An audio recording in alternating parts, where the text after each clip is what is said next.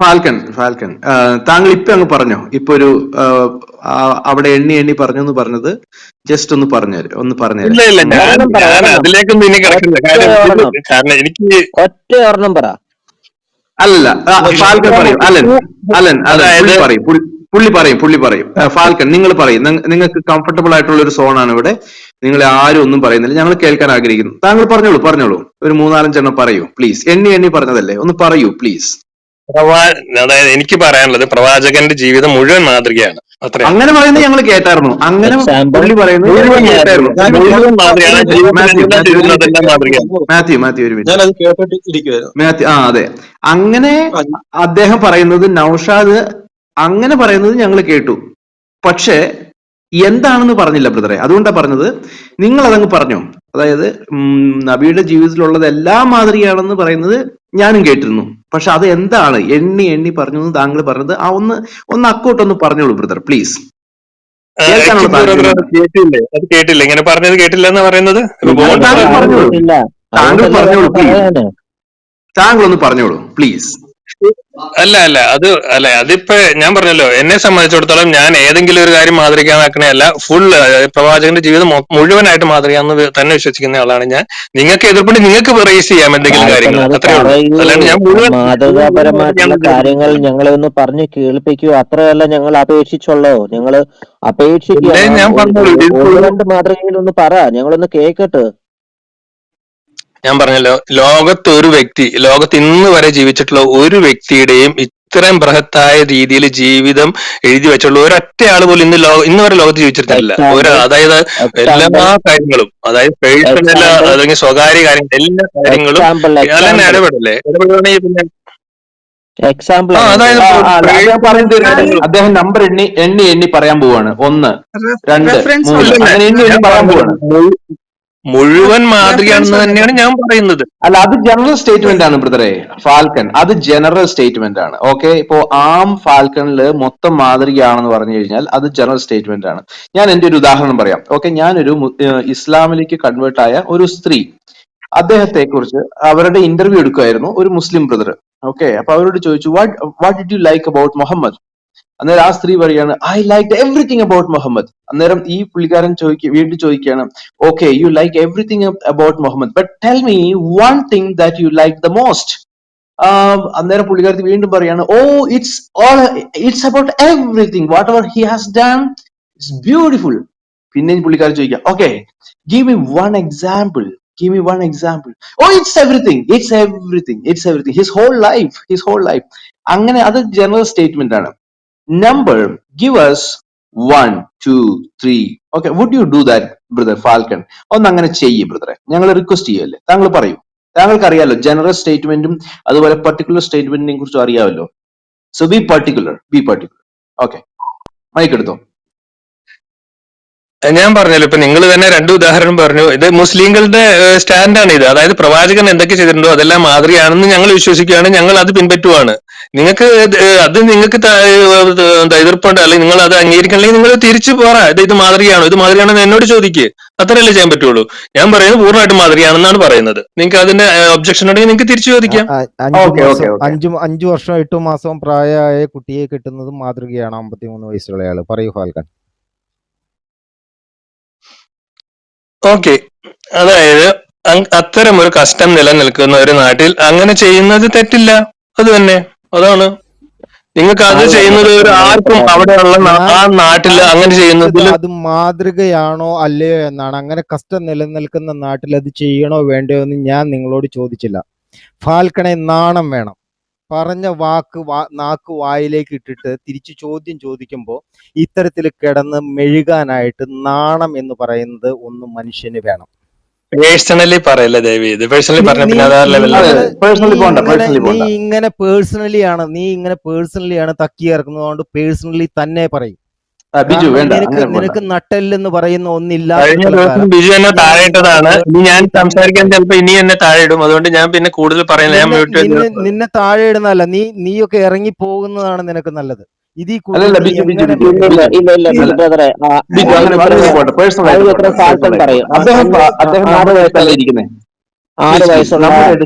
ആറ് വയസ്സുള്ള കുട്ടിയെ കെട്ടിയത് മാതൃകയാണോ? ഫാൽക്കൺ പറയൂ. ഇപ്പൊ എനിക്കിപ്പം ഒരു 6 വയസ്സുള്ള ഒരു കുട്ടിയെ നിക്കാഹ് ചെയ്ത് ബാക്കി പരിപാടികളൊക്കെ ചെയ്യാൻ എനിക്ക് താല്പര്യമുണ്ട്. അതെനിക്ക് ചെയ്യാൻ പറ്റുമോ? Yes or no? ഇത് ഞാൻ അലനോടായിരിക്കും പറയാ. ബിജു ഇടപെടരുത് എനിക്ക് ദയവ് ചെയ്ത്. 53 കാരണം വയസ്സുണ്ട്. ഞാൻ എനിക്ക് ഇറങ്ങിപ്പോകും. 53 ബിജു വയസ്സുണ്ട്. എന്നെ പുറത്താക്കും. ഇപ്പൊ പലതവണ ഇതാണ് സംഭവിച്ചിരിക്കുന്നത്. കാര്യം ബിജു ഞാൻ ഇല്ല ചെയ്തില്ല എന്ന് ഇല്ല എനിക്ക് ഇല്ല, ആരും തോന്നുന്നത്. പുറത്താക്കത്തില്ല, ആരും പുറത്താക്കത്തില്ല. ഇപ്പം എനിക്ക് 53 വയസ്സുണ്ട്. അന്നേരം എനിക്ക് 6 വയസ്സുള്ള ഒരു കുട്ടിയെ നിക്കാഹ് ചെയ്ത് ബാക്കിയുള്ള പരിപാടികളെല്ലാം ചെയ്യണമെന്ന് എനിക്ക് താല്പര്യമുണ്ട്. അന്നേരം അത് മാതൃകയാണോ? അത്ര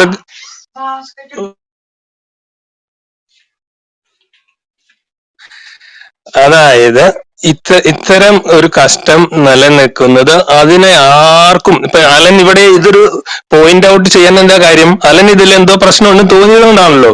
അങ്ങനെ പ്രശ്നമുണ്ടെന്ന് ആർക്കും തോന്നാത്ത ഒരു സാഹചര്യത്തില് അത് ചെയ്യുന്നതിൽ ഒരു തെറ്റുമില്ല. അത് വേണമെങ്കിൽ ആര് മാതൃകയാക്കുന്നതിലും പറഞ്ഞു? കുഴപ്പമില്ല. ആര് പറഞ്ഞു അങ്ങനെ ഒരു പ്രശ്നം ഇല്ലായിരുന്നു? എങ്കിൽ പറഞ്ഞോ, നിങ്ങൾ പറഞ്ഞോ, ഒബ്ജക്ഷൻ ഉണ്ടെങ്കിൽ എങ്കിൽ പറഞ്ഞോളൂ. എങ്കിൽ 53 വയസ്സുള്ളപ്പം 6 വയസ്സുകാരിയോ കെട്ടിയ വേറൊരു ഇൻസിഡന്റ് പറ. വേറൊരു ഇൻസിഡന്റ് പറയേണ്ട ആവശ്യമില്ല. കാരണം ഈ ഇദ്ദേഹത്തെ തന്നെ, ഈ പറഞ്ഞ 6 വയസ്സുകാരിയെ തന്നെ അതിന് മുന്നേ തന്നെ വേറെ കല്യാണം ഉറപ്പിച്ചതായിരുന്നു. സമ്മതിച്ചു നമ്മൾ സമ്മതിച്ചു കൊടുക്കുന്നതല്ലേ. ഫാത്തിമയെ കല്യാണാലോചന നടത്തിയപ്പോൾ എന്താണ് പറഞ്ഞിരുന്നത് മുഹമ്മദ്? ഫാത്തിമയ്ക്ക് ആ സമയത്ത് ആയിഷക്കാലും പ്രായം ഉണ്ടായിരുന്നു. അച്ഛൻ ബ്രദർ, ഞാൻ അത് തന്നെയാണ് പറഞ്ഞാൽ വന്നത്. ഫാത്തിമയ്ക്ക് 14 വയസ്സായിരുന്നു. ഫാത്തിമയ്ക്ക് 14 വയസ്സായിരുന്നു. എന്തുകൊണ്ടാണ് കല്യാണം സമ്മതിച്ചില്ല? എന്താണ് നിങ്ങൾ പറയുന്ന ഇൻസ്റ്റൻസ് കുറച്ചുകൂടി ക്ലിയർ ആയിട്ട് പറഞ്ഞാൽ എനിക്ക് മറുപടി പറയാൻ പറ്റും. ഓക്കെ, ഞാൻ പറയാം. കല്യാണം, അതായത് ഫാത്തിമ കല്യാണം നടത്തിയതാണ് അലി റളിയല്ലാഹുവുമായിട്ട്. കല്യാണം നടത്തിയില്ല എന്നാണ് നിങ്ങൾ പറയുന്നത്. അലി സിസ്റ്റർ പറയുവാണോ? അല്ല, ഒരവസരം എനിക്ക് തന്നേക്കണം. അലൻ പറഞ്ഞിട്ട് മതി, ഒരവസരം എനിക്ക് തന്നേക്കണം. ഓക്കെ, ഞാൻ പറയാം. എന്തുവാലും ഫാത്തിമയുടെയും ആയിഷയുടെയും ഏജ് കമ്പയർ ചെയ്ത് നോക്കുമ്പോൾ ആയിഷയെക്കാളും മൂത്തതാണ് Fatima. Fatima is elder than Ayesha. മനസ്സിലായല്ലോ? പ്രായം കുറവാണ് ആയിഷയ്ക്ക്. അന്നേരം ഈ മുഹമ്മദ് അബൂബക്കറിന്റെ അടുത്ത് ചെന്നപ്പോൾ അബൂബക്കറിന്റെ അടുത്ത് ചെന്ന് ആയിഷയെ കുറിച്ച് ഇങ്ങനെ പറഞ്ഞു. അന്നേരം മുഹമ്മദ് ഒരു കാര്യം പറഞ്ഞു, താങ്കൾ എന്റെ സഹോദരനല്ലേ, ആയിഷ ഒരു കൊച്ചുകുട്ടിയല്ലേ എന്നൊക്കെ പറഞ്ഞു. അന്നേരം മുഹമ്മദ് പറഞ്ഞു, അല്ല, എന്നെ അള്ളാഹു ഇങ്ങനെ കട്ടിൽ പൊതിഞ്ഞതായിട്ട് ഇങ്ങനെ കാണിച്ചു എന്നൊക്കെ പറഞ്ഞു. അതിനുശേഷം കുറച്ചു നാൾ ശേഷം ഉമറും ചെന്നു, അബൂബക്കറും രണ്ടുപേരും മുഹമ്മദിന്റെ അടുത്ത് ചെന്നിട്ട് പറഞ്ഞു, ഞങ്ങൾക്ക് ഫാത്തിമാനെ കെട്ടണമെന്ന്. അന്നേരം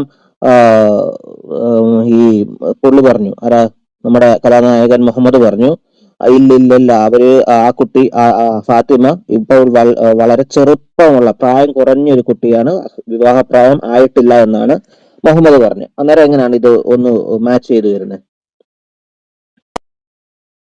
തെളിവ് ഇട്ടിരിക്കുന്നത്, തെളിവ് തെളിവിട്ടില്ലെന്നും പറഞ്ഞ് പരാതി ആയിഷയെക്കാളും മൂത്തതായിട്ടുള്ള ഫാത്തിമ ചെറിയ കുട്ടിയാന്ന് പറഞ്ഞു. അന്നേരം ആയിഷ ചെറിയ കുട്ടി അല്ലായിരുന്നു.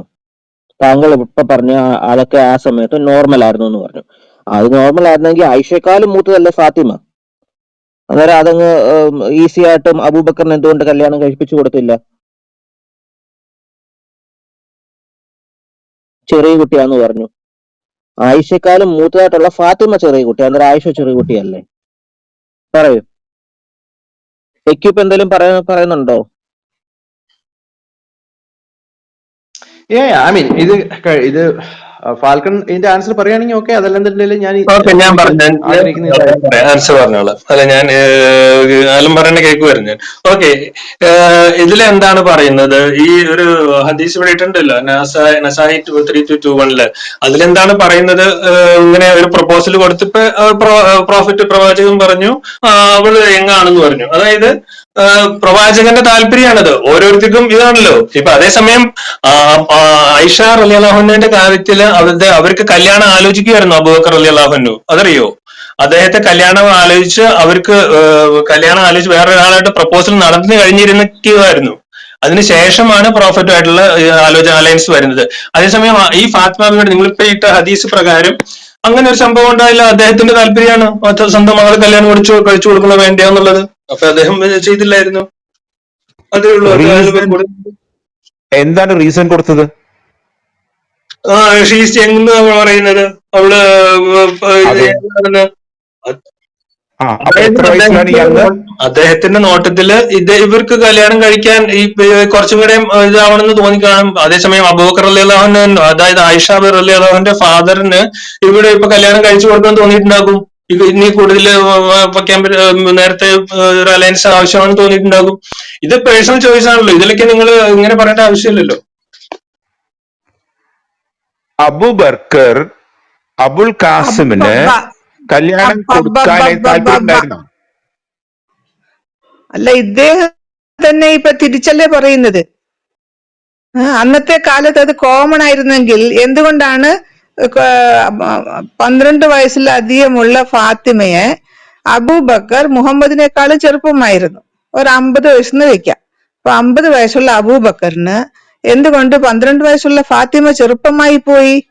ഈ പറയുന്നതിന് എന്തെങ്കിലും സെൻസ് വേണ്ടേ? ആം ഫാൽക്കൺ, നിങ്ങളല്ലേ ആദ്യം പറഞ്ഞത് പതിവായിരുന്നെങ്കിൽ എന്തുകൊണ്ട് കൊടുത്തില്ല? തന്റെ സ്വന്തം അനുയായിയല്ലേ, പണക്കാരനായിരുന്നില്ലേ അബൂബക്കറിന് എന്തുകൊണ്ട് കൊടുത്തില്ല? സിമ്പിൾ റീസൺ, സ്വന്തം കാര്യം ചിന്താബാദ്. അതാണ് മാതൃക. അബൂബക്കർ പറഞ്ഞു, സൗരി അബൂബക്കർ പറഞ്ഞു, നമ്മൾ സഹോദരന്മാരല്ലേ എന്ന് ഒഴിവാകാൻ വേണ്ടി പറഞ്ഞു. എന്നിട്ട് പോലും ഒഴിവായില്ല. പറഞ്ഞോളൂ. മുഹമ്മദിന്റെ ഫേവറേറ്റ് അമീറുൽ മുഅ്മിനീൻ അല്ലായിരുന്നോ അബൂബക്കർ? എന്തുകൊണ്ട് കൊടുത്തില്ല?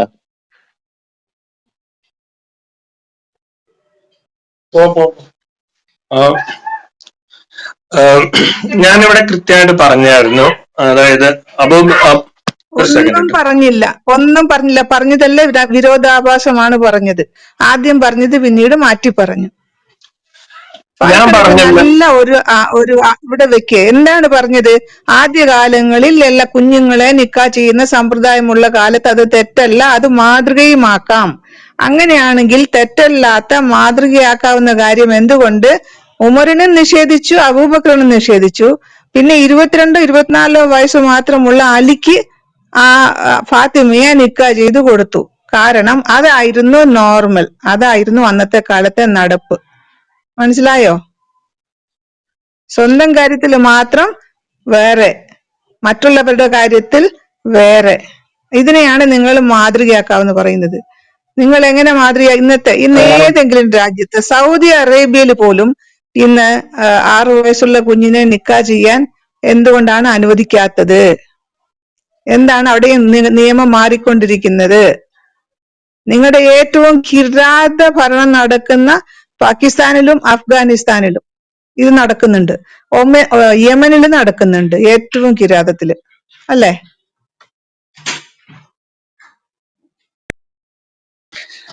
ഞാൻ പറഞ്ഞല്ലോ, കൃത്യമായിട്ട് പറഞ്ഞു കഴിഞ്ഞു. അതായത് ഇങ്ങനെ ഒരു കസ്റ്റം അവിടെ നിൽക്കണ്ടായിരുന്നു.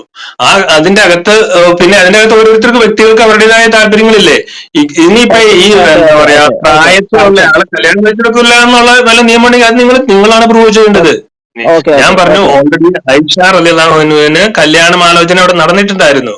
ആ സമയത്താണ് പ്രവാചകനായിട്ടുള്ള കല്യാണം ആലോചിക്കുന്നത്. അതേസമയം ഫാത്തിമ റളിയല്ലാഹുവിന്റെ കല്യാണം ഓരോരുത്തർക്കും ഓരോ ചോയ്സ് ആണല്ലോ. അതിപ്പോ നിങ്ങൾ എന്തുകൊണ്ട് ഇങ്ങനെയാണെങ്കിൽ അങ്ങനെ ആയിക്കൂടാന്ന് ചോദിക്കുന്നതിൽ എന്ത് ലോജിക്കാണ് അതിലുള്ളത്? ഓക്കെ, മനസ്സിലായി. ഞാൻ എന്റെ ഒരു ലാസ്റ്റ് ചോദ്യം കൂടെ. ഓക്കെ, മുഹമ്മദിന് മുമ്പായിട്ട് ഇങ്ങനെ 6 വയസ്സ് പ്രായമുള്ള ഒരു വിവാഹം കഴിഞ്ഞ ഒരു കുട്ടിയുടെ പേര് പറയാമോ? മുഹമ്മദിന് മുമ്പായിട്ട്. താങ്കൾ പറഞ്ഞു അങ്ങനെയുള്ള ഒരു കസ്റ്റം അവിടെ നോർമൽ ആയിരുന്നു എന്ന് പറഞ്ഞു. മുഹമ്മദിന് മുമ്പായിട്ട് ഇങ്ങനെ 6 വയസ്സിൽ നിക്കാ ചെയ്ത മറ്റൊരു ഒരു പെൺകുട്ടിയുടെ പേര് പറയും. അങ്ങനെയാണെങ്കിൽ ഞങ്ങൾ വിശ്വസിക്കാം അതെല്ലാം നോർമൽ ആയിരുന്നു എന്ന്. ഒരു പേര് പറ. ഇത് നോർമൽ ആയിരുന്നു എന്ന് പറയാൻ 2 കാര്യമുണ്ട്. ഒന്ന്, പേര് പറയൂ. I want A name. അങ്ങനെ മുമ്പ് 6 വയസ്സ് പ്രായത്തില് നിക്കാഹ് നടന്ന മറ്റൊരു കുട്ടിയുടെ പേര് പറ. പേര് മാത്രം പറഞ്ഞാൽ മതി. അല്ല, നമ്മൾ പറയുമ്പോ അത് 2 ബേസിലേ പറയാൻ പറ്റുള്ളൂ. ഒന്ന്, എന്താ സർക്കംസ്റ്റൻസ് ആണ് അവിടെ ഒരു കാര്യം. ഇങ്ങനെ ഒരു ആലോചന വരുമ്പോൾ എനിക്ക് പെൺകുട്ടിയുടെ പേരാ വേണ്ടുന്നത്. ആയിഷയുടെ മുമ്പ് നടന്ന ഇങ്ങനൊരു ഇൻസിഡന്റ് നടന്നതായിട്ടുള്ള ഒരു പെൺകുട്ടിയുടെ പേര് പറ. അന്നേരം ഞാൻ വിശ്വസിക്കാം അത് നോർമൽ ആയിരുന്നു എന്ന്. പേര് പറ. അല്ല, ഇസ്ലാമിക ചരിത്രത്തിൽ പ്രവാചകന്റെയും പ്രവാചകനുമായി ബന്ധപ്പെട്ടവരുടെ ചരിത്രം എഴുതിയിരിക്കുന്നത്, അല്ലാണ്ട് അവിടെയുള്ള നാട്ടുകാരുടെ മൊത്തം എഴുതിക്കാൻ പറ്റൂ? അയ്യോ, നാട്ടുകാരുടെ ഇല്ലേ? നിങ്ങളുടെ ചരിത്ര ഗ്രന്ഥത്തിൽ എല്ലാ ഉമ്മുൽ മുക്മിനീങ്ങളെയും അമീറുൽ മുക്മിനീങ്ങളെയും റതി അള്ളാഹു അൻഹുവിനെയും റതി അള്ളാഹു അൻഹയുടെ എല്ലാം ചരിത്രം ഞങ്ങളുടെ ഉണ്ട്. അവരെല്ലാം പിന്നീട് വന്നവരാണ്. പ്രവാചകനും അവരുടെ കാലത്തുള്ളത് അവർക്ക് പിന്നീട് വന്നവരുടെയാണ്. ഇതിന് താങ്കളെല്ലാം മുന്നുള്ളവരുടെ കാര്യമല്ല പറയുന്നത്. താങ്കളല്ലേ മുന്നേ എല്ലാം നോർമലായിരുന്നു. മറ്റു മുഹമ്മദിന്റെ കാലത്ത് എന്തുകൊണ്ടാണ് മുഹമ്മദിന് മുമ്പ് നടന്നില്ലെങ്കിൽ മുഹമ്മദിന്റെ കാലത്തേലും നടന്നതായിട്ട് ഒരു പേര് പറ. 6 വയസ്സുകാരിയായ ആറ് ഒരു കുട്ടിയെ വയസ്സുള്ള മറ്റൊരാൾ വിവാഹം കഴിച്ചതായിട്ടുള്ള ഒരു എക്സാമ്പിൾ, ഒരു പേര് പറ. ഇതേ ഐഷ റളിയല്ലാഹു അൻഹ കല്യാണം ആലോചിച്ചിരുന്നു 6-ാം വയസ്സില്. അതറിയോ? 6-ാം വയസ്സിൽ കല്യാണം ആലോചിച്ചിരുന്നു. അദ്ദേഹത്തിന്റെ പേര് പറയണോ? എന്താ പറഞ്ഞേ? ഇതേ ഐഷ, അതായത് 6-ാം വയസ്സിൽ കല്യാണം കഴിച്ചു എന്ന് പറയുന്ന ഈ കുട്ടിയെ പ്രവാചകൻ കല്യാണം കഴിക്കുന്നതിന് മുന്നേ തന്നെ അവരുടെ മാതാപിതാക്കൾ കല്യാണം ആലോചിച്ചിരുന്നു. കല്യാണം ഒന്നും കഴിച്ചില്ല. ചിലപ്പോ ഒരു പക്ഷെ ഇങ്ങനെ നിശ്ചയിച്ചു വെച്ചേക്കുമായിരിക്കും. പിന്നീട് എപ്പോഴേലും പ്രായമാകുമ്പോൾ, അതായത് പ്രായപൂർത്തിയാകുമ്പോൾ കല്യാണം കഴിപ്പിച്ചു വിടണമെന്നുള്ള ഒരു ചെറുക്കനെ, കൊച്ചു കുട്ടിയെ പോയി ഇങ്ങനെ നേരത്തെ പറഞ്ഞു വെച്ചിരുന്നുണ്ടായിരിക്കും. അല്ലാതെ 53 വയസ്സുള്ള അങ്ങനെ ഒരു സംഭവം എങ്ങും ഒരു കൾച്ചറിലും ഇല്ലായിരുന്നു കേട്ടോ. അല്ലെങ്കിൽ താങ്കൾ ഇപ്പം പറയണം, ഞാൻ മുമ്പേ ചോദിച്ചതുപോലെ താങ്കൾ ഇപ്പം ഒരു പേര് പറയണം. അങ്ങനെ നോർമലായിട്ട് ആയിഷ ഒഴിച്ച് വേറൊരു ഇൻസിഡന്റ്, വേറൊരു കുട്ടിയുടെ പേര് പറയണം. പ്രവാചകന്റെ കാര്യത്തിലും അങ്ങനെ ഒരു ഫോർമൽ കല്യാണം മാത്രമേ നടന്നിട്ടുള്ളൂ 6-ാം വയസ്സിൽ. അല്ലാണ്ട് നിങ്ങൾ എന്താ പറയുന്നത്, കല്യാണം കഴിഞ്ഞു അന്ന് മുതൽ ജീവിതം തുടങ്ങിയതാണോ? അതും നിങ്ങൾക്ക് ഇതുവരെ മനസ്സിലായിട്ടില്ലേ? 9-ാം വയസ്സ് മുതലാണ് ജീവിച്ചു തുടങ്ങിയെന്ന് അറിയോ? നിക്കാഹ് കഴിഞ്ഞ് ഇടയ്ക്കിടയ്ക്ക് അബൂബക്കറിന്റെ വീട്ടില് ഈ പുള്ളി വിസിറ്റ് ചെയ്യാറുണ്ടായിരുന്നല്ലോ. വിസിറ്റ് ചെയ്തിട്ട് ചില ഇടയ്ക്കിടയ്ക്ക് ചുരണ്ടി കളയുമായിരുന്നു. പക്ഷെ വ്യക്തമായിട്ട് പറയുന്നുണ്ട് 9-ാം വയസ്സിലാണ് ഇത് അവര് ജീവിതം തുടങ്ങിയെന്ന് വ്യക്തമായിട്ട് പറയുന്നുണ്ട്. ഓക്കെ, അത് നിങ്ങൾ ഇടയ്ക്കിടയ്ക്ക് ചുരണ്ടി കളയുമായിരുന്നു.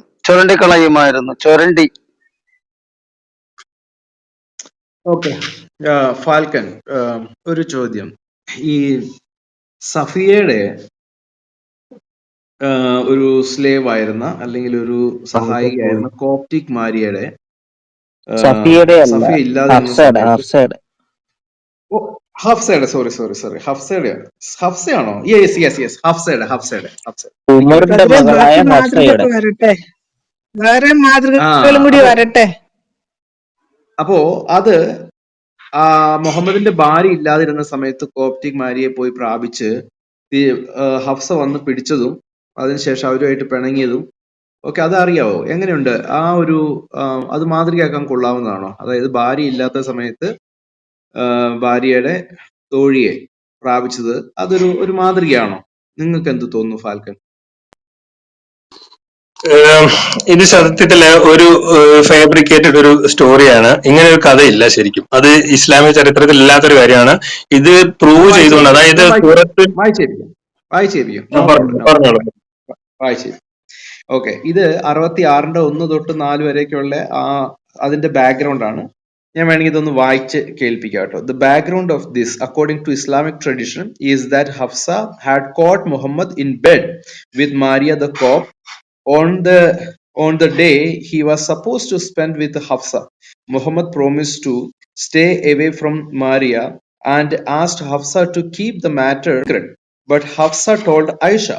Then Allah stepped in with the revelation of the threat in this passage that Muhammad could simply divorce the complaining wives. This story may have been formulated in order to emphasize Allah's solicitude for Muhammad and the futility of opposing him. ഇത് ഒത്തിരി ഉണ്ട്, പക്ഷെ ഞാൻ just ആ point മാത്രം വായിക്കാം. ഈ 66-ാമത്തെ chapter, അതിന്റെ 1-ാമത്തെ ഒരു ഭാഗം ഉണ്ടല്ലോ, oh prophet, why do you profit what Allah has made you lawful for you എന്ന് പറയുന്ന ആ ഒരു ഭാഗവും അതിന്റെ ബാക്ക്ഗ്രൗണ്ടുമാണ് പറഞ്ഞത്. ഓക്കെ, ഇത് നിങ്ങളുടെ പുസ്തകങ്ങളിൽ നിന്ന് തന്നെയാണ് ഞങ്ങൾ ഈ വായിക്കുന്നത് ബ്രദറെ. അപ്പോ നിങ്ങൾ മനസ്സിലാക്കേണ്ട ഒരു കാര്യം, അല്ല ഇപ്പൊ ഓക്കെ, ഇങ്ങനെ പറഞ്ഞ് തള്ളിക്കളയുന്നതിന് കുഴപ്പമൊന്നുമില്ല. പക്ഷെ നിങ്ങളുടെ പുസ്തകത്തിൽ ഇത് എഴുതിയിരിക്കുകയെ താങ്കൾക്ക് ഒരു കാര്യം സമ്മതിക്കാൻ പറ്റുമോ? ഓക്കെ, ഇത് ശരിയാണെങ്കിൽ അത് മാതൃകയല്ല എന്നൊന്ന് പറയാൻ പറ്റുമോ? അഥവാ ഇത് ശരിയാണെങ്കിൽ അത് മാതൃകയല്ലെന്നൊന്ന് പറയാൻ പറ്റുമോ? അത്രയേ ഉള്ളൂ എന്റെ ചോദ്യം. ഇപ്പൊ താങ്കളെ കൊണ്ട് നിർബന്ധിച്ച് പറയിപ്പിക്കാനൊന്നല്ല ആഗ്രഹിക്കുന്നത്. പക്ഷെ ഈ സ്റ്റോറി ശരിയാണെങ്കിൽ, നിങ്ങളുടെ ഇസ്ലാമിക് ട്രഡീഷനിൽ എഴുതി വെച്ചിരിക്കുന്ന, മുഹമ്മദിനെ കുറിച്ച് പറഞ്ഞിരിക്കുന്ന ഈ സ്റ്റോറി ശരിയാണെങ്കിൽ അത് മാതൃകാപരമല്ല എന്ന് താങ്കൾക്ക് പറയാനുള്ള ഒരു ധൈര്യമുണ്ടോ എന്നുള്ളത് മാത്രമേ എന്റെ ചോദ്യമുള്ളൂ. താങ്കൾ അത് ശരിയല്ലെന്ന് വിശ്വസിച്ചോളൂ, കുഴപ്പമൊന്നുമില്ല. പക്ഷെ നിങ്ങളുടെ പുസ്തകത്തിൽ അങ്ങനെ എഴുതി വെച്ചിട്ടുണ്ട്, അതുകൊണ്ടാണ്. പുസ്തകം എന്ന് പറയുമ്പോൾ ഞങ്ങൾ പറഞ്ഞല്ലോ, ഞങ്ങളുടെ എന്താ പറയാ, ഞങ്ങളുടെ മെയിൻ സ്ക്രിപ്റ്റേഴ്സ് എന്ന് പറഞ്ഞാൽ ഖുർആനും ഹദീസുമാണ്, അത് സ്വഹീഹായ ഹദീസുമാണ്. അതിനപ്പുറം നിങ്ങൾ തഫ്സീറിന് പലരുടെയും അവരുടെ സ്വന്തം അഭിപ്രായങ്ങളാണ് അതിൽ പലരും എഴുതിയിരിക്കുന്നത്. അത് ഞങ്ങൾക്ക് കണക്കാക്കേണ്ട കാര്യമില്ല. നിങ്ങൾക്ക് ഇപ്പൊ ചിലപ്പോൾ നിങ്ങൾ ഇപ്പൊ വായിച്ചത് വേറെ ഏതെങ്കിലും ഇതിൽ നിന്നായിരിക്കും, അതെനിക്കറിയില്ല. പക്ഷേ ഇങ്ങനെ ഒരു സംഭവത്തെ 100% ഞങ്ങൾ എതിർക്കുന്നു. അല്ല, എന്റെ ഒരു ഒപ്പീനിയൻ. ഓക്കെ, താങ്കൾ സഹീഹായ ഹദീസ് വിശ്വസിക്കുന്നുണ്ടല്ലോ അല്ലേ? ആ സ്വഹീഹായ ഹദീസ് ഈ വിഷയവുമായി ബന്ധപ്പെട്ട് കൊണ്ടുവന്നാൽ ഞാൻ അതിനെ നോക്കാം. പക്ഷെ എനിക്ക് നേരെ തിരിച്ച് സ്വഹീഹായ ഹദീസ് ഈ വിഷയത്തിൽ തരാനുണ്ട് കേട്ടോ. ഓക്കെ, കുഴപ്പമില്ല. സഹീഹ് ബുഖാരി 2468, ബുക്ക് നമ്പർ 46, ഹദീസ് 29. ഓക്കെ, അതിനകത്ത് നിന്ന് ഒരു ഭാഗം കൂടെ വേണമെങ്കിൽ ഞാൻ വായിക്കാം. The prophet did not give his wives because of the secret which Hafsa had disclosed to Aisha, and he said that he would not give his wives for 1 month as he was angry with them when Allah admonished him for his oath that he would not approach Maria. When 29 days had passed, the Prophet went to Aisha. First of all, she said to him, "You took an oath that you would not come to us for 1 month, and today only 29 days have passed." ഇതൊരു real long ഹദീസാണ്. എനിക്ക് തോന്നുന്നു ഒരു almost 1000 words ഉണ്ടാവുമായിരിക്കും, അല്ലെങ്കിൽ 500 words എങ്കിലും ഉണ്ട്. ഇതിന്റെ നമ്പർ താങ്കളൊന്ന് നോട്ട് ചെയ്തോ, എന്നിട്ട് പറഞ്ഞാൽ മതി. സ്വഹീഹായിട്ടുള്ള ഇതാണ് 2468. ഓക്കെ, ഇതിനകത്തും പറഞ്ഞിരിക്കുന്ന കാര്യം ഇത് തന്നെയാണ്. ഹഫ്സ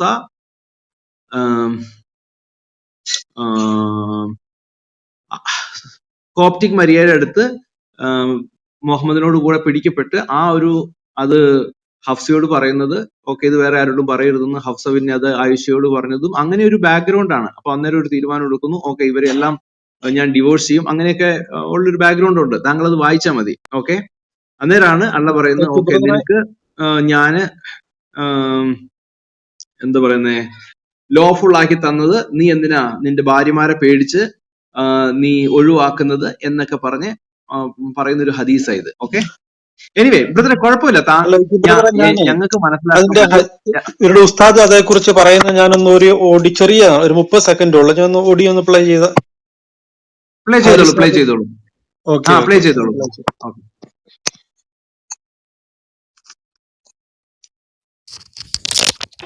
ഹഫ്സ ബീവിയുടെ വീട്ടിലേക്ക് ഒരിക്കൽ, ഇപ്പം അത് ഒഡിബിൾ ആയിരുന്നു, കേൾക്കാമായിരുന്നോ? കേൾക്കാം. ഓക്കെ, പോകുന്നു. അവിടെ ഹഫ്സ വസല്ലമ തങ്ങൾ അവിടുത്തെ ഭാര്യയായ ഹഫ്സ ബീവിയുടെ വീട്ടിലേക്ക് ഒരിക്കൽ പോകുന്നു. അവിടെ ഹഫ്സ ബീവിയെ കാണാതായപ്പോൾ തിരുനബിയുടെ അടിമ സ്ത്രീയായ മാരിയത്തു ബീവിയെ അങ്ങോട്ട് വിളിക്കുന്നു. അവിടെ വെച്ച് തിരുനബി മാരിയത്തു ബീവിയുമായി ശാരീരിക ബന്ധത്തിൽ ഏർപ്പെടുന്നു. ഇത് കണ്ടുകൊണ്ട് ഹഫ്സ ബീവി വരുന്നു. ഹഫ്സ ബീവി നബി സല്ലല്ലാഹു അലൈഹി വസല്ലമ തങ്ങളോട് എന്റെ വീട്ടിൽ വെച്ചാണോ, എന്റെ വിരിപ്പിൽ വെച്ചാണോ എന്നൊക്കെ ചോദിച്ചുകൊണ്ട് ദേഷ്യപ്പെട്ട് സംസാരിക്കുന്നു. ആ സമയത്ത് ഹഫ്സ ബീവിയെ സമാധാനപ്പെടുത്താൻ വേണ്ടി ഹഫ്സ ബീവിയുടെ തൃപ്തി ആഗ്രഹിച്ചുകൊണ്ട് അടിമ സ്ത്രീയാകുന്ന മാരിയത്തുമായി ഇനി ഒരിക്കലും ഞാൻ ബന്ധപ്പെടില്ല എന്ന് നബി സല്ലല്ലാഹു അലൈഹി വസല്ലമ തങ്ങൾ സത്യം ചെയ്തു പറയുന്നു. ഇത് പറഞ്ഞപ്പോഴേക്കും അല്ലാഹു തആല തിരുനബി സല്ലല്ലാഹു അലൈഹി വസല്ലമ തങ്ങളെ തിരുത്തിക്കൊണ്ട് വിശുദ്ധ ഖുർആനിലെ 66-ാമത്തെ അധ്യായമായ തഹ്രീം സൂറത്തിന്റെ ആദ്യത്തെ വചനങ്ങൾ അവതരിപ്പിക്കും. ഓക്കെ, ഫാൽക്കൺ താങ്കൾക്ക് കഴിഞ്ഞോ മാത്യു? അത്ര ഉള്ളായിരുന്നോ? അത്ര ഉണ്ടായിരുന്നുള്ളൂ. അതിനെ കുറിച്ച് നമ്മുടെ ഹാരിസ് മദനി ഉസ്താദ് വിശദീകരിക്കുന്ന ഓടിയാണ്, സംസാരിച്ചോളൂ ബ്രദറെ. മതി. അല്ല, ഇത് ഇവരുടെ പുസ്തകങ്ങളിലെല്ലാം നിറഞ്ഞു കിടക്കുന്നതാണ് ബ്രദറെ. ഞാൻ പറഞ്ഞല്ലോ, സഹീഹായിട്ടുള്ള ഇവരുടെ ഹദീസുകളെല്ലാം ഇതിനകത്തുണ്ട്. അത് തന്നെയാണ് ഇപ്പോ നമ്മുടെ ഉസ്താദും പറഞ്ഞത്, അത് തന്നെയാണ്. പക്ഷെ ആം ഫാൽക്കന്റെ ബുദ്ധിമുട്ട് ഞങ്ങൾ മനസ്സിലാക്കുന്നു. പക്ഷെ താങ്കൾ പറഞ്ഞോളൂ. പക്ഷെ ഇത് ഇത്രയും പറഞ്ഞാൽ മതി. അഥവാ ഇത് ശരിയാണെങ്കിൽ ഇത് മാതൃകയല്ലല്ലോ. അത്രയും പറഞ്ഞാൽ മതി. മാതൃകയാണെന്നോ അല്ലെങ്കിൽ അല്ലാന്നോ പറഞ്ഞാൽ മതി. ഇത് ശരിയാണെങ്കിൽ, താങ്കൾ ശരിയാണെന്ന് വിശ്വസിക്കണമെന്നില്ല, പക്ഷെ ഈ ഹദീസുകളും ഇപ്പോൾ നമ്മുടെ ഉസ്താദ് പറഞ്ഞതൊക്കെ ശരിയാണെങ്കിൽ ഇത് മാതൃകാപരമല്ല എന്നെങ്കിലും പറയാനുള്ള ഒരു ധൈര്യം താങ്കൾക്കുണ്ടോ എന്നുള്ളത് മാത്രമാണ് എന്റെ ചോദ്യം. ഓക്കെ. അതിന് മുന്നേ ഞാൻ ഇവിടെ മാത്യു ഇട്ട ആ വീഡിയോയെ കുറിച്ചൊന്നും ഒരു വാക്ക് പറയാം. അതായത് ഈ വീഡിയോയുടെ ബേസ് എന്ന് പറഞ്ഞാൽ ഏതോ ഒരു ഉസ്താദ് ഇങ്ങനെ ഒരു സംഭവം ഉണ്ട് എന്ന് പറഞ്ഞുകൊണ്ട് ഒരു വീഡിയോ ഇറക്കിയായിരുന്നു. അതിന് മറുപടി പറഞ്ഞ ഹാരിസ് മദനി ആഴ്ചകളോളം ഇതിങ്ങനെ സംഭവം നടന്നിട്ടില്ല എന്ന് പ്രൂവ് ചെയ്യാൻ വേണ്ടി അതിന്റെ ആ സംഭവത്തിന്റെ ഒരു ബാക്ക്ഗ്രൗണ്ട് ഒന്ന് പറഞ്ഞതാണ്. അത് ക്ലിപ്പ് അത് കട്ട് ചെയ്ത് ഹാരിസ് മദനി അത് വളരെ ശക്തമായിട്ട് എതിർക്കുന്ന ആളാണ്. അദ്ദേഹത്തിന്റെ വീഡിയോ ഇപ്പൊ നിങ്ങൾക്ക് ചർച്ച ചെയ്ത് എടുത്തുകൊണ്ട് തരാം. അത്ര കൃത്യമായിട്ട് അദ്ദേഹം ഇത് ഇങ്ങനെ ഒരു സംഭവം നടന്നിട്ടില്ല എന്ന് എല്ലാ ഗ്രന്ഥങ്ങൾ വെച്ച് പ്രൂവ് ചെയ്യുന്ന യൂട്യൂബ് വീഡിയോ അദ്ദേഹത്തിന്റെ ചാനലിൽ തന്നെ കിടക്കുന്നുണ്ട്. അതിന്റെ തുടർഭാഗം മാത്രം കട്ടെടുത്താണ് ഇപ്പൊ ഇവിടെ പറഞ്ഞാണ്. അത് ഹാരിസ് മദനി കള്ളം പറഞ്ഞാണ്. തഫ്സീറിന്റെ അകത്ത് 2.5 പേജ് ഈ കാര്യത്തെ കുറിച്ച് എഴുതിയിട്ടുണ്ട്. ഈ സംഭവം നടന്നതായിട്ട് തന്നെയാണ് ഇബിൻ കത്തീറിന്റെ, ഞാൻ ഒരൊറ്റ എക്സാമ്പിളേ പറഞ്ഞിട്ടുള്ളൂ. ഇബിൻ കത്തീറിന്റെ തഫ്സീറിന്റെ അകത്തുണ്ട്, ജലാലന്റെ തഫ്സീറിന്റെ അകത്തുണ്ട്, വാഹിദിയുടെ തഫ്സീറിന്റെ അകത്തുണ്ട്, മറ്റു പല തഫ്സീറിന്റെ അകത്തും ഉണ്ട് ഈ സംഭവം നടന്നതായിട്ട്. അന്നേരം ഹാരിസ് മദനിക്ക് എങ്ങനെ ഇങ്ങനെ നടന്നിട്ടില്ല എന്ന് പറയാൻ പറ്റും? പക്ഷേ സഹീഹ് ബുഖാരിയുടെ ഹദീസ് ഉണ്ട്. ഈ 66:1 ആയത്തിറങ്ങിയത് ഒരു തേൻ കുടിച്ച് അല്ലെങ്കിൽ അതുപോലത്തെ ഒരു പാനീയം കുടിച്ചതുമായി ബന്ധപ്പെട്ട ഒരു സ്മെല്ല് വന്നതിനെ കുറിച്ചുള്ള ഹഫ്സാബിയുടെ പരാതിയാണ്. അത് എന്തുകൊണ്ട് അനുവദനീയമായത് കുടിക്കുന്നതിൽ എന്താണ് ബുദ്ധിമുട്ട് എന്നുള്ള ചോദിച്ചുകൊണ്ടാണ് ആ ഒരു കോണ്ടെക്സ്റ്റ്, ആ വചനത്തിന്റെ കോണ്ടെക്സ്റ്റ് തന്നെ അത് ഹദീസ് ഉണ്ട്. പിന്നെ തഫ്സീർ ആളുകൾ പറയുന്നത് ഞങ്ങൾക്ക് അതിന്റെ മറുപടി പറയേണ്ട ആവശ്യമില്ല. ഫാൽക്കൺ പറഞ്ഞത്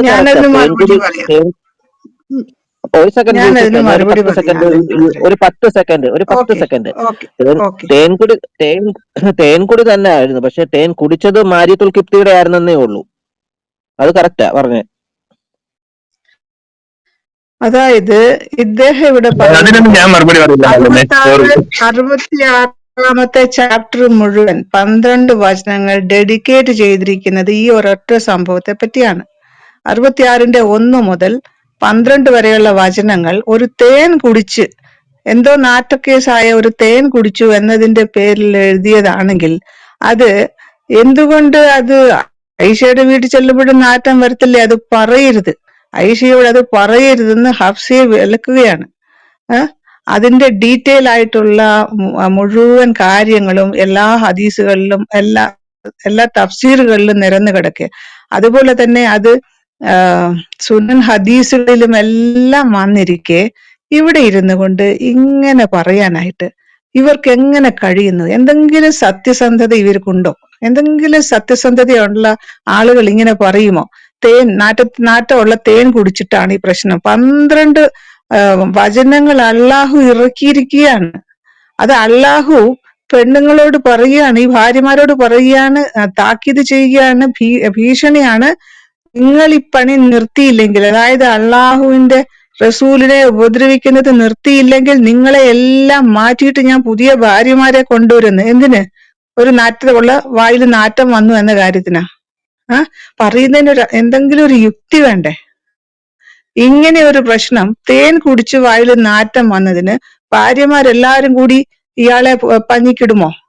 അല്ല, തേൻ കുടിച്ച് നാറ്റം ഉണ്ടെങ്കിൽ വായ കഴുകിയാ പോരെ? അത് തേൻ ഏതാ? ഇപ്പൊ ആക്ച്വലി അലൻ പറഞ്ഞ തേനാണത്. അതായത് നിക്കാഹ് ഹലാല ചെയ്യുമ്പോൾ അവൻ അവളുടെ തേനും അവൾ അവന്റെ തേനും കുടിച്ചിട്ടേ സ്വന്തം ഭർത്താവിലേക്ക് തിരിച്ചു പോകാൻ പറ്റുള്ളൂ നിക്കാഹ് ഹലാലയില്. ആ തേൻ തന്നെയാണ് ഇവിടെ കുടിച്ചത് എന്ന് തന്നെ നമുക്ക് വിവക്ഷിക്കാം.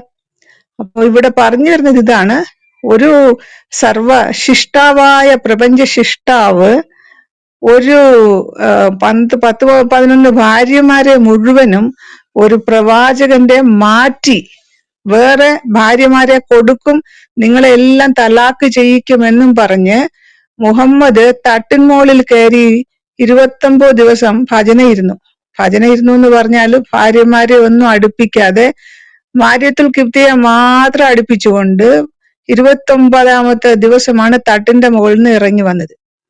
അപ്പോഴത്തേക്ക് ഇവരുടെ ഇടയ്ക്ക് വലിയ പ്രശ്നമായി. ഉമറിന് പോലും പുള്ളിയുടെ മുമ്പിൽ പോകാനായിട്ട് ഭയമായി തട്ടിന്റെ മുകളിൽ കയറിയിട്ട് നോക്കുമ്പം പുള്ളിക്കാരൻ നിലത്ത് കിടക്കുക. അതായത് ഒരു ഈന്തപ്പനയുടെ ഓലയിൽ കിടക്കുകയാണ് മുഹമ്മദ്. ഭയങ്കര വലിയ പ്രശ്നം, ഉമ്മത്തില് പ്രശ്നമായി. ഉമ്മത്തിലുള്ളവരെല്ലാം അവരുടെ മോസ്കിലിരുന്ന് ഭയങ്കര ചർച്ച. എല്ലാ ഭാര്യമാരെയും പുള്ളി തലാക്ക് ചെയ്യുമോ എന്നുള്ള ഭയം, അവിടെ ആകെ കൺഫ്യൂഷൻ. എന്നിട്ടാണ് ഉമർ ഒന്ന് വന്നിട്ട് മുഖം കാണിക്കാൻ അനുവാദം ചോദിക്കുന്നത്. എന്നിട്ട് പുള്ളിക്കാരൻ മിണ്ടാതിരുന്നു. അപ്പൊ ഉമർ ചോദിക്കുക, എല്ലാ ഭാര്യമാരെയും തലാക്ക് ചെയ്തോ എന്ന് ചോദിക്കുമ്പോ മുഹമ്മദ് മിണ്ടുന്നില്ല. എന്നിട്ട് ഉമർ പോയിട്ട് മകളെ ഹഫ്സനെ പറയാൻ ഇനി ബാക്കിയൊന്നുമില്ല. ഹഫ്സനെ ആ സമയത്ത് തലാക്ക് ചെയ്തു എന്നാണ് ചില ഹദീസുകളിൽ പറയുന്നത്. പക്ഷെ തലാക്ക് പിന്നെ തലാക്ക് ചെയ്തിട്ട് തിരിച്ചെടുത്തു. അപ്പൊ ഇങ്ങനെ ഇതെല്ലാം സംഭവിച്ചത് ഒരു നാറ്റമുള്ള തേന് കുടിച്ചിട്ടാണെന്ന് പറഞ്ഞത് വിശ്വസിക്കാന് ഈ നിങ്ങളെ പോലുള്ള മുസ്ലിങ്ങൾക്ക് മാത്രമേ കഴിയൂ. ഞങ്ങൾക്കിത് വിശ്വസിക്കേണ്ട കാര്യമില്ല, തിരസ്കരിക്കേണ്ട കാര്യമില്ല. ഇവിടെ മാതൃകയാണ് പ്രശ്നം. 11 ഭാര്യമാരുള്ള ഒരു മനുഷ്യൻ ഒരു വേലക്കാരിയുടെ അടുത്ത്, അത് ഭാര്യയുടെ വേലക്കാരിയുടെ അടുത്ത് ചെല്ലേണ്ട ആവശ്യം ഇത് മാതൃകയാണോ? നിങ്ങൾക്ക് മാതൃകയാക്കാൻ പറ്റുന്ന കാര്യമാണോ ഇത്? നിങ്ങളുടെ വീടുകളിലുണ്ടല്ലോ വേലക്കാരൊക്കെ. ഇത് മാതൃകയാണ്. അതുകൊണ്ടാണ് സൗദിയിലൊക്കെ ഇന്നും ഇക്കാലത്തും സൗദിയിലെ വലിയ വലിയ കുടുംബങ്ങളിൽ പോകുന്ന അനേക സ്ത്രീകൾ, ഏഷ്യൻ സ്ത്രീകൾക്ക് ഇത്തരം അനുഭവം ഉണ്ടാകുന്നത്. ഈ മുസ്ലിമിന്റെ ഈ സംസ്കാരം, വീട്ടിൽ ജോലി ചെയ്യുന്നവരെ തക്കം നോക്കി അവരുടെ തേൻ കുടിക്കാം എന്നുള്ള ഈ സംസ്കാരം, ഈ മാതൃക ഇന്നും അവര് പറ്റുന്നിടത്തെല്ലാം നടപ്പാക്കുന്നുണ്ട്. ഇന്ത്യയിൽ പിന്നെ അതിത്തിരി ബുദ്ധിമുട്ടായതുകൊണ്ട്.